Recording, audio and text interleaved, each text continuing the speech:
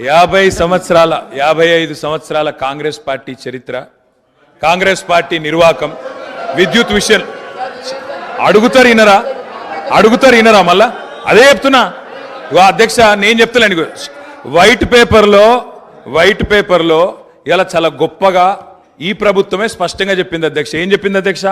మాకు ప్రజలు 11 సార్లు అవకాశం ఇస్తే, 50 ఏళ్ళ అవకాశం ఇస్తే మేము ఇయ్యగలిగింది 2014 నాటికి 6 గంటల కరెంటు మాత్రమే. అంతటి అసమర్థత మాది, అంతటి చేతగానితనం మాది అని వాళ్ళే ఒప్పుకున్నారు అధ్యక్ష.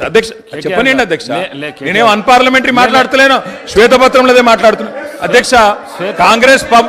అధ్యక్ష ఇప్పుడు మీది కాంగ్రెస్ పార్టీ కాదు సార్. అధ్యక్ష మీరు మాకు అవకాశం ఇవ్వాలి సార్, తప్పు సార్ సార్. ఆయన మాట్లాడినప్పుడు నాకు అవకాశం ఇవ్వాలి మీరు దయచేసి. అధ్యక్ష విజయవాడలో రాయలసీమ థర్మల్ పవర్ కేంద్రం ఎక్కడ పెట్టిన అధ్యక్ష? కడపలో బొగ్గుందా అధ్యక్ష? కడపలో నీళ్లున్నాయా అధ్యక్ష? విజయవాడలో బొగ్గుందా? ఇలా బాగా మాట్లాడుతున్నారు. ఆ రోజు తెలంగాణలో విద్యుత్ కేంద్రాలు కట్టకుండా తెలంగాణ ఏర్పడే నాటికి